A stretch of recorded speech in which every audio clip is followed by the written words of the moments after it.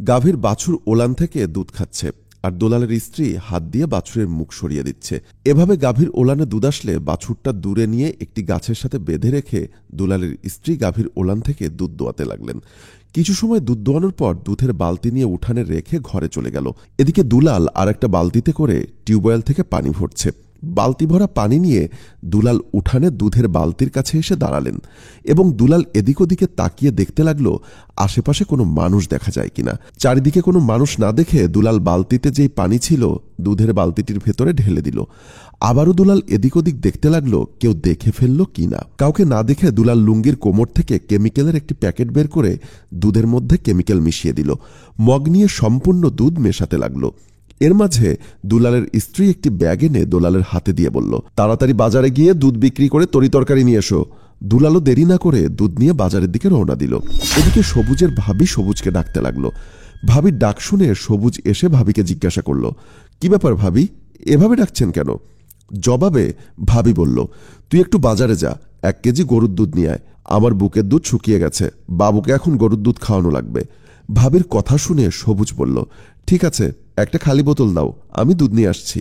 সবুজের ভাবি সবুজকে একটি খালি বোতল দিলেন। সবুজ খালি বোতল নিয়ে দুধ কেনার জন্য বাজারের উদ্দেশ্যে রওনা দিল। দুলাল দুধ নিয়ে বাজারে যাচ্ছে। সবুজ পেছন থেকে দুলালকে ডাক দিলে দুলাল দাঁড়িয়ে পড়ল। সবুজ দুলালের কাছে এসে বলল, বাজারে যাচ্ছিলাম দুধ কেনার জন্য, তা তোমাকে যেহেতু পেয়ে গেলাম, তা আমাকে 1 কেজি দুধ দাও।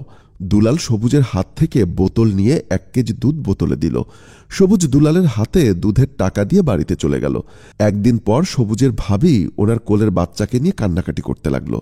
এর মাঝে সবুজ এসে জিজ্ঞাসা করল, ভাবি, বাবুর কি হয়েছে, এভাবে কান্নাকাটি করছে কেন?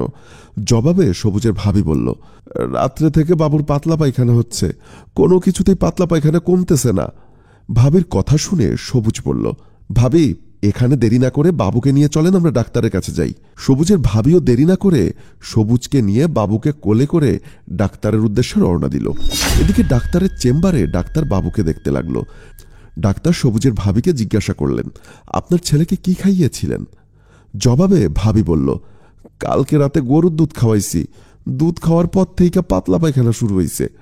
গরুর দুধের কথা শুনে ডাক্তার বললেন, গরুর দুধ খেলে পাতলা পায়খানা হবার কথা না, আমার মনে হয় ওই দুধে ভেজাল থাকতে পারে। যাই হোক, আমি ওষুধ লিখে দিচ্ছি, আজকে ওষুধগুলো বাবুকে খাওয়ান।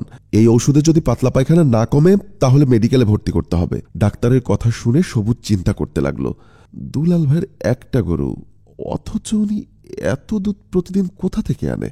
বিষয়টা আমাকে দেখতেই হবে। সবুজ মনে মনে এসব কথা ভেবে ভাবিকে নিয়ে ডাক্তারের চেম্বার থেকে বের হয়ে আসলো। বিকালবেলা সবুজ দুলালের বাড়িতে আসলো দুধ কেনার বাহানায়। দুলালের বউকে দেখে সবুজ জিজ্ঞাসা করল, ভাবি, কেমন আছেন? জবাবে দুলালের স্ত্রী বলল, এই তো ভালো আছি ভাই। ভাবি, আপনাদের গাভীর প্রতিদিন কয় কেজি করে দুধ হয়? জবাবে দুলালের স্ত্রী বলল, 2 কেজি হয়, আবার মাঝে মাঝে 2.5 কেজিও হয়। দুলালের স্ত্রীর কথা শুনে সবুজের আর বুঝতে বাকি রইল না দুলাল দুধের ভেতরে ভেজাল কিছু মেশায়। সবুজ বলল, আচ্ছা ঠিক আছে ভাবি, আমি আগামীকাল এসে দুধ নিয়ে যাব। এ কথা বলে সবুজ ওখান থেকে চলে আসলো। চেয়ারম্যান সাহেব সবুজকে দেখে জিজ্ঞাসা করলেন, কি ব্যাপার সবুজ, কেমন আছো? জবাবে সবুজ বলল, হ্যাঁ চেয়ারম্যান সাহেব, ভালো আছি, আপনার কাছে এসছি একটা বিচার নিয়ে। জবাবে চেয়ারম্যান বললেন, বিচার? কিসের বিচার? সবুজ সব কথা চেয়ারম্যানের কাছে খুলে বলল। চেয়ারম্যান দেরি না করে সবুজকে নিয়ে বাজারের উদ্দেশ্যে রওনা দিলেন। এদিকে বাজারের একপাশে দাঁড়িয়ে দুলাল দুধ বিক্রি করছে। এমন সময় সবুজ চেয়ারম্যানকে নিয়ে দুলালের সামনে আসলো। চেয়ারম্যান সাহেব দুলালকে জিজ্ঞাসা করল, দুলাল, তুমি কি দুধে পানি মিশিয়ে বিক্রি করো? চেয়ারম্যানের কথা শুনে দুলাল বলল, কি বলেন চেয়ারম্যান সাহেব, আমি দুধে পানি মিশাবো কেন? না না, আমার দুধ একেবারে ভেজাল মুক্ত, খাঁটি গরুর দুধ। চেয়ারম্যান সাহেব আবারও দুলালকে বলল, এখনো সময় আছে দুলাল, তুমি দুধে পানি মিশাও কিনা সেটা আমাকে সত্যি কথা বলো।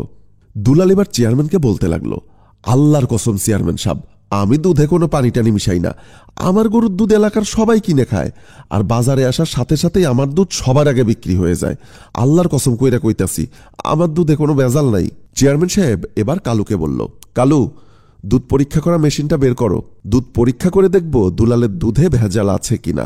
দুধ পরীক্ষা করার মেশিনের কথা শুনে দুলাল চিন্তা করতে লাগলো, মেশিন দিয়ে দুধ পরীক্ষা করলে তো আমি ধরা খেয়ে যাব, আমার দুধে তো কেমিক্যাল মিশানো আছে, যেভাবেই হোক চেয়ারম্যানের কাছ থেকে আমাকে বাঁচতেই হবে।